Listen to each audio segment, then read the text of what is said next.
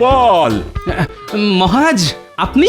শুধু মহারাজ নয়, আমিও এসেছি। ওই দেখুন মহারাজ, কত ফুল। তাই তো, এ তো আমারই গাছের ফুল। ছি ছি গোপাল, শেষে তুমি ফুল চুরি করলে? হ্যাঁ, কি বলছেন? আমার যে কিছুই মাথায় ঢুকছে না মহারাজ। হ্যাঁ হ্যাঁ, এখন তো কিছুই মাথায় ঢুকবে না। চুরি করে ধরা পড়ে গেলে এমন একটু আধটু হয়, বুঝেছো?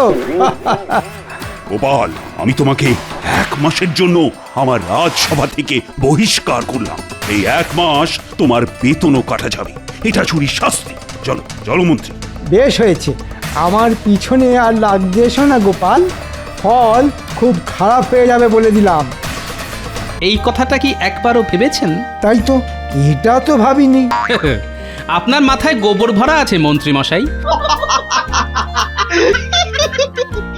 এই জন্যই তো আমি মন্ত্রীকে ভালোবেসে মাথা মোটা বলে ডাকি।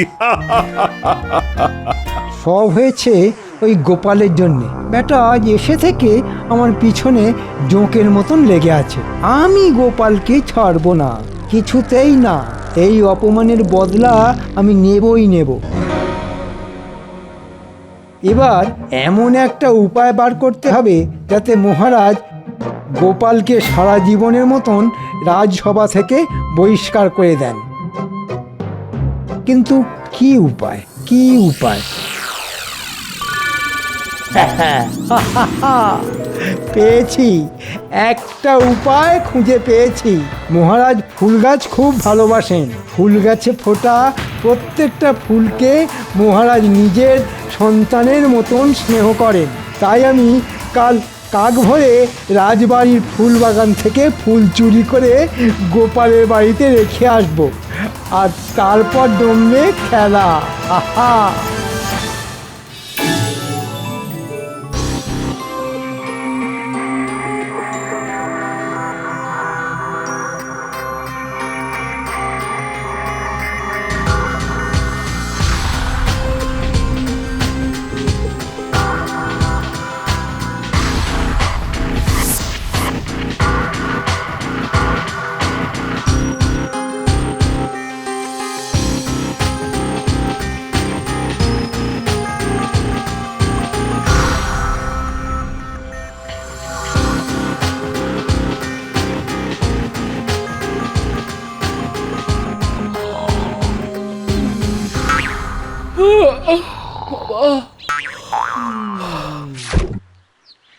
যাই, এই বেলা বাসি কাপড় ছেড়ে ফুল তুলে ঠাকুর পুজোটা সেরে নি, তারপর রান্না চাপাবো খন।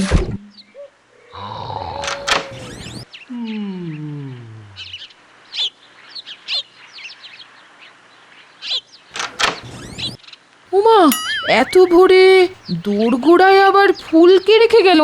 এ নিশ্চয় পুঁটির কাজ। হ্যাঁ,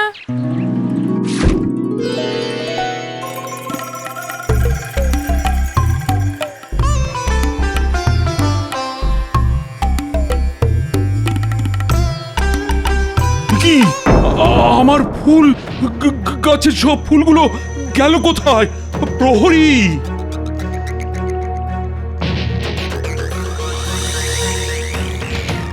বলুন মহারাজ।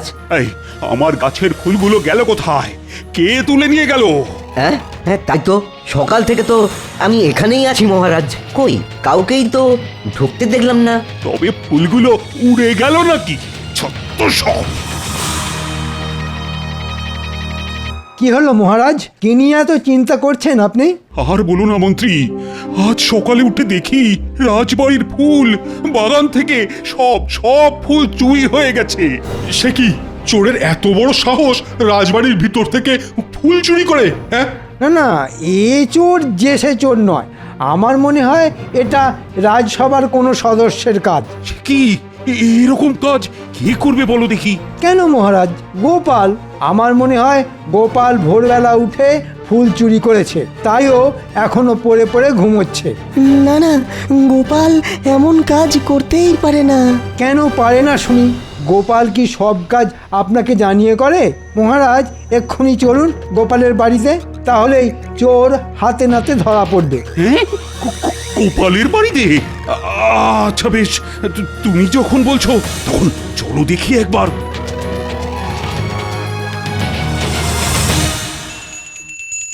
জয় ঠাকুর জয় ঠাকুর জয় ঠাকুর জয় ঠাকুর বাবা জয় সকাল ঠাকুর, সকাল কি জয় শুরু ঠাকুর, করলে বলো দেখি জয় গিন্নি ঠাকুর, জয় ঠাকুর জয় ঠাকুর জয় ঠাকুর জয় ঠাকুর জয় গোপাল, ঠাকুর। এই গোপাল, বাড়ি আছো? বেরিয়ে এসো বলছি। দেখেছেন মহারাজ, ধরা পড়ার ভয়ে গোপাল ঘরের ভিতর লুকিয়ে বসে আছে। চলুন মহারাজ, আমরা ভিতরে যাই।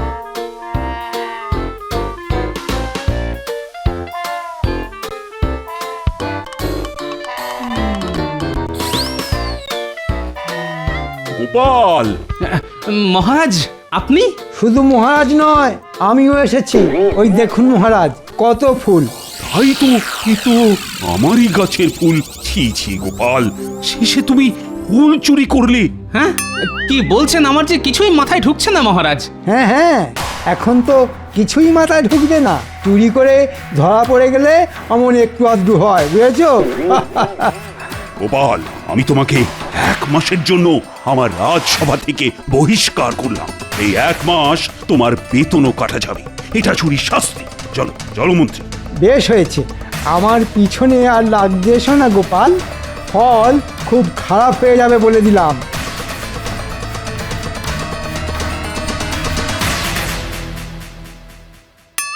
গিন্নি এই ফুলগুলো এলো কোথা থেকে শুনি? আজ সকালে ঘুম থেকে উঠে দেখি এই ফুলগুলো সদর দরজার সামনে পড়ে আছে, তাই তো আমি এগুলো তুলে এনে পুজোয় বসলাম। এই সত্যি বলছি, বিশ্বাস করো। আমি তো বিশ্বাস করলাম গিন্নি, কিন্তু মহারাজ করলেন না। আমার মনে হয় এইসব ওই শুটকো মন্ত্রীটার কাজ। এবার কি হবে? সেটাই তো, কিছু একটা উপায় খুঁজে বার করতেই হবে গিন্নি।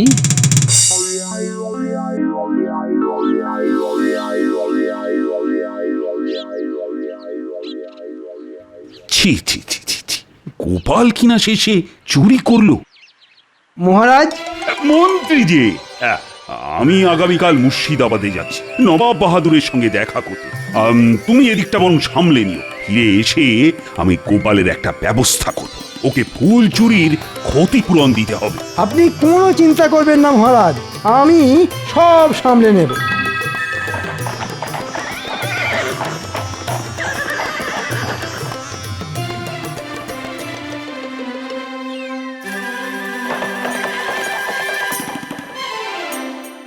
প্রণাম জাহাপানা।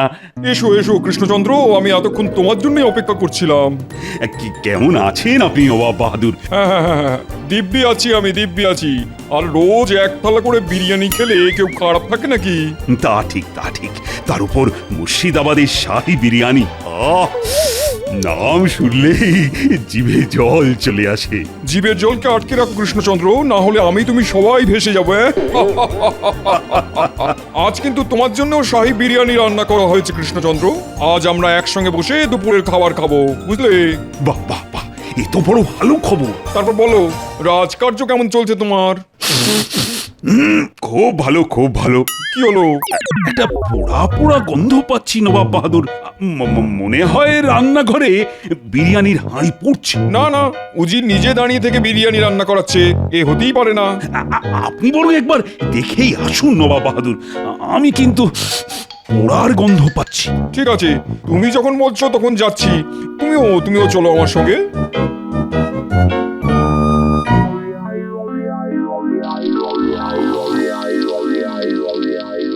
হায় আল্লাহ, সব পুড়ে গেল তো। কে কে কে কে? এই মরকট, এখানে শুয়ে ঘুমানো হচ্ছে আর ওদিকে বিরিয়ানি পুড়ে যে ছাই হয়ে গেল। এই রে, চোখটা একটু লেগে এসেছিল জাহাপানা, তাই মানে খামোশ! ভাগ্যিস কৃষ্ণচন্দ্রের নাকে পোড়া গন্ধটা গিয়েছিল, না হলে তো আজ একটা বিপদ ঘটে যেত। জীবনে এই প্রথমবার নবাব বাহাদুর আমার প্রশংসা করলেন, তাও আবার আমার নাকের। সাবাস কৃষ্ণচন্দ্র, তোমার ঘ্রাণ শক্তি তো খুব ভালো, যাকে বলে একদম লাজবাব। তা আপনি ঠিকই বলেছেন নবাব বাহাদুর। দূর থেকে আমি গন্ধ শুঁকে বলে দিতে পারি কোন বাড়িতে কি রান্না হচ্ছে। মানে এটাই আমার নাকের ক্ষমতা। কৃষ্ণচন্দ্র নিজের প্রশংসা শুনে বড্ড লাফাচ্ছে দেখছি। না না না, এবার একটা কিছু করতে হবে।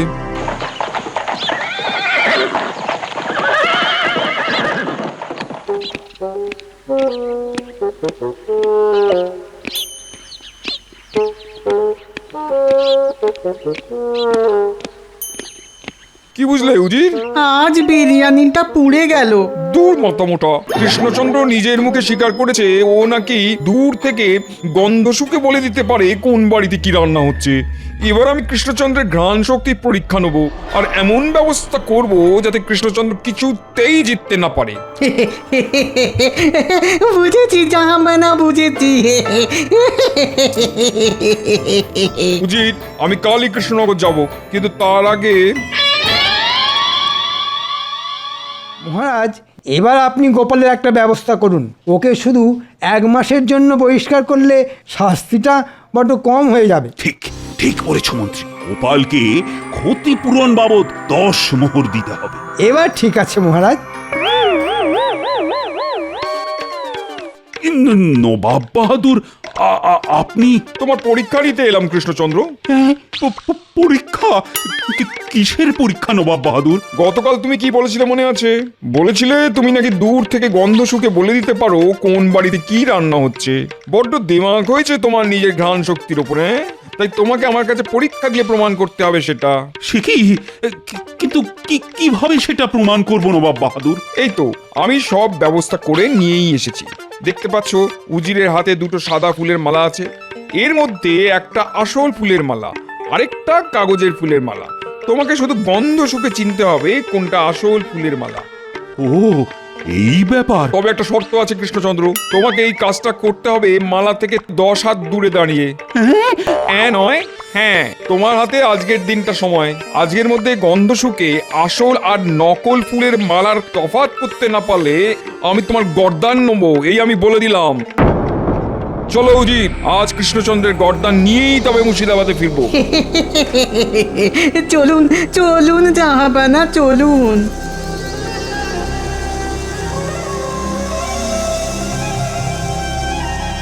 ঠিক হয়েছে, এখন গোপালও নেই, তাই আমার চিন্তাও নেই।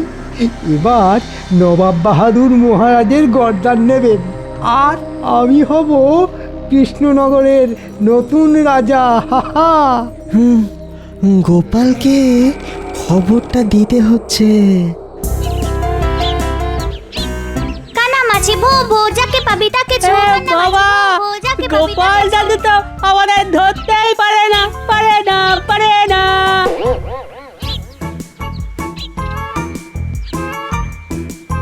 কানামাছি ভো যাকে পাবি তাকে বাবা,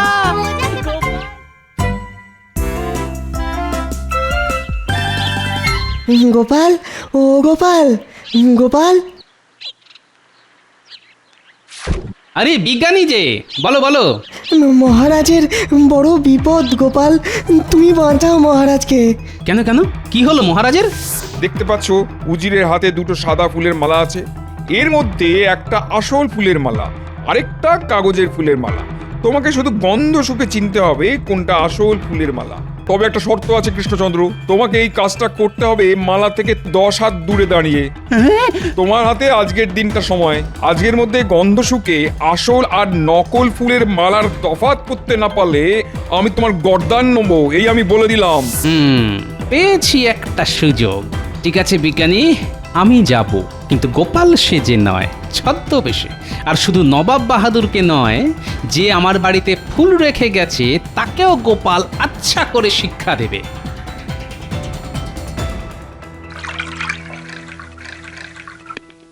এটা কি করছেন জাহাপানা? শুধু আমি আর তুমি জানি ওই মালা দুটোই নকল, কাগজের তৈরি। কিন্তু কৃষ্ণচন্দ্র জানে এর মধ্যে একটা মালা আসল, আর ওকে সেটাই খুঁজে বার করতে হবে। তাই কৃষ্ণচন্দ্রকে চমকে দেওয়ার জন্য 2টো মালাতেই আচ্ছা করে ফুলের গন্ধের আঁতর মাখিয়ে দিয়েছি। এবার কৃষ্ণচন্দ্র পাগল হয়ে যাবে। আপনি মহান, মহান জাহাপানা।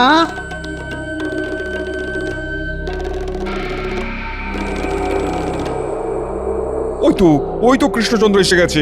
এসো কৃষ্ণচন্দ্র, এসো এসো, নাও নাও নাও। এবার গন্ধ শুকে বলো দেখি কোনটা আসল মালা আর কোনটা নকল। ইয়ে মানে চেষ্টা করে দেখি একবার তাহলে।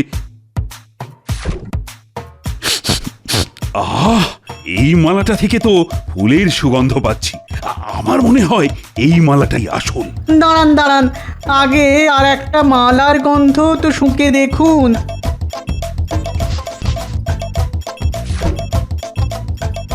এ কি, এই মালা থেকেও তো একই রকম সুগন্ধ বেরোচ্ছে। কৃষ্ণচন্দ্র এবার ফাঁদে পড়েছে। আমাকে আর একটু সময় দিন নবাব বাহাদুর। আজকের মধ্যে তোমাকে আসল মালাটা খুঁজে বার করতেই হবে কিন্তু কৃষ্ণচন্দ্র। সবে তো সকাল, এখনো তোমার হাতে সন্ধে পর্যন্ত সময় আছে।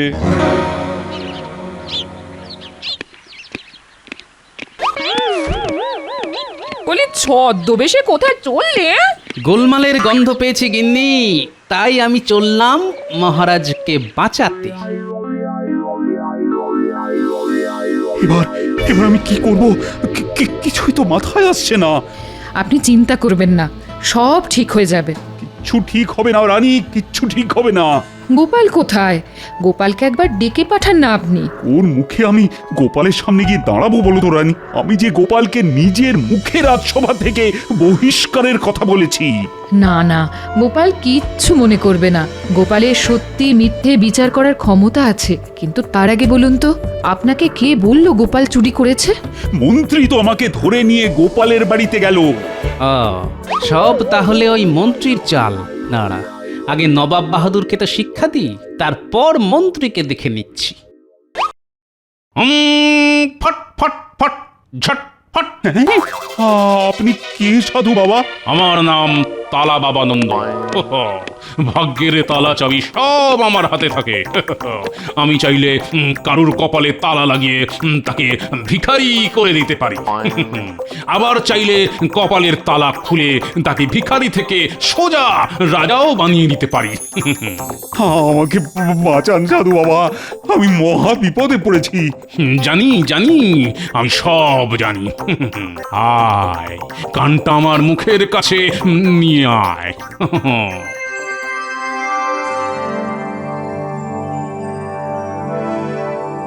বাহ বাবা বাহ, এ তো দারুণ উপায়।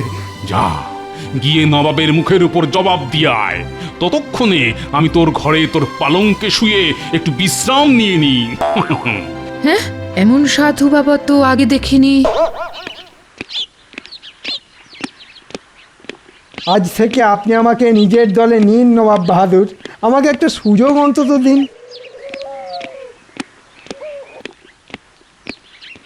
এ কি মন্ত্রী, তুমি এখানে? আজ থেকে আমি মন্ত্রী নই মহারাজ, আজ থেকে আমি নবাব বাহাদুরের দলে। তাই নাকি? সুযোগ বুঝে অমনি দল বদল করে নিলে তুমি? হ্যাঁ করেছি মহারাজ, শুধু দল বদল নয়, গোপালকে চোর সাজিয়েছি আমি। হ্যাঁ? আমি নিজে রাজবাড়ি থেকে ফুল চুরি করে গোপালের ঘরের সামনে রেখে এসেছিলাম, আর বেচারা গোপালটা শাস্তি পেল কোনো দোষ না করে। হ্যাঁ কি কৃষ্ণচন্দ্র, সময় কিন্তু কমে আসছে, তাড়াতাড়ি করো। আমি তৈরি নবাব বাহাদুর। প্রহরী,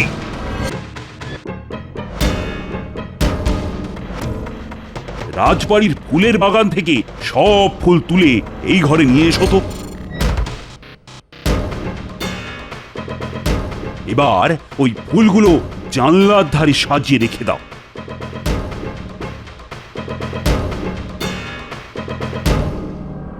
বুঝি, এবার তুমি এই মালা দুটো ওই ফুলগুলোর পাশে আলাদা আলাদা করে রেখে দাও।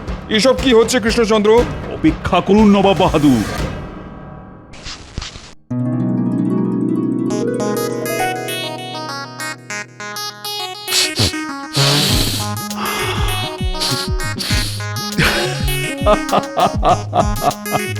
নবাব বাহাদুর, এই মালা দুটোই নকল, দুটোই কাগজের ফুলের তৈরি। হ্যাঁ, বলো কি?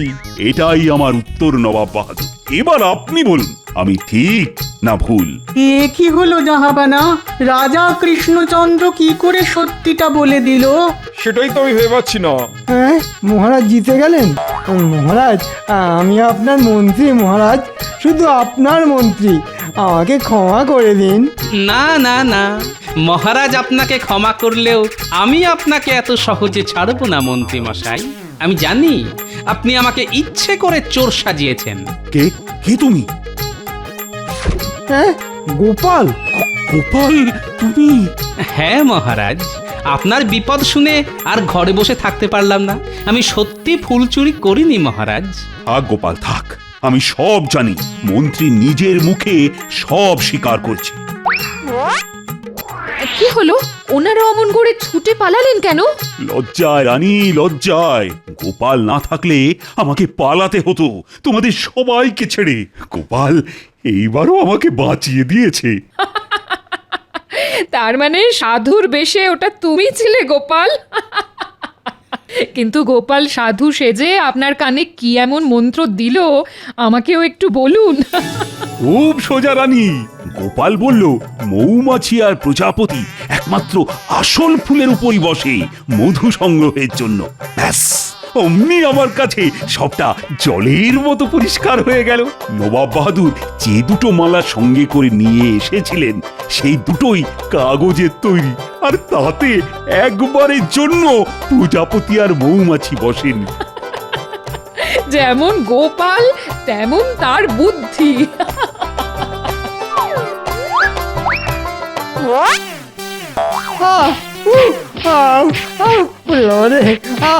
লাগছে লাগছে মহারাজ।